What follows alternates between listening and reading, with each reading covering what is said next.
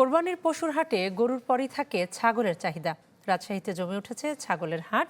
১২ থেকে ৬০ কেজি পর্যন্ত ছাগলের দাম উঠেছে ১২,০০০ থেকে ৭০,০০০ টাকা পর্যন্ত।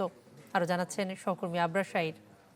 এবারের কোরবানির ঈদে গরুর দাম লাখ ছাড়িয়েছে।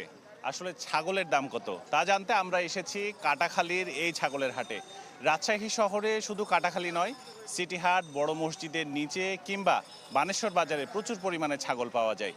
আজকে শুক্রবার সকাল থেকে দুপুর পর্যন্ত এই হাটের কি হালচাল সেটি আপনাদেরকে জানানোর জন্য আমরা এসেছি। চলুন দেখা যাক ছাগলের দরদাম কেমন।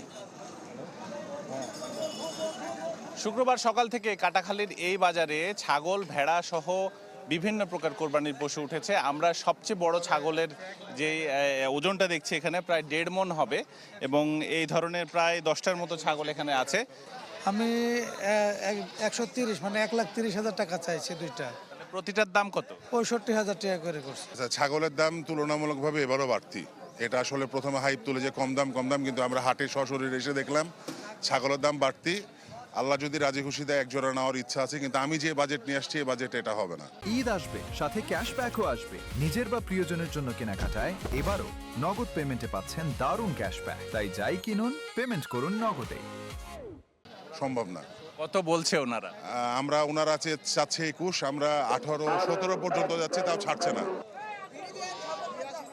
কাটাখালীর এই ছাগলের হাটে বেচা বিক্রি যেমন চলছে, তেমনি কিন্তু হাট ইজারাদারদের কাছে যে হাটের হাসিল সেটিও আদায় করা হচ্ছে। ছাগল কিনলে হচ্ছে আপনার ৫০০ টাকা আর বিক্রয় করলে ১০০ টাকা, মোট ৬০০ টাকা হাসিল। সরকার নির্ধারিত দাম এটা? সরকার নির্ধারিত দাম। ১৩,২০০ টাকাতে কিনলাম।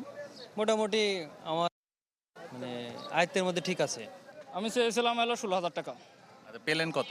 বিক্রি করলাম আপনার ১৩,২০০ টাকা। ক্রেতা বিক্রেতার হাকডাক আর দরদামে জমে উঠেছে এই ছাগলের হাট।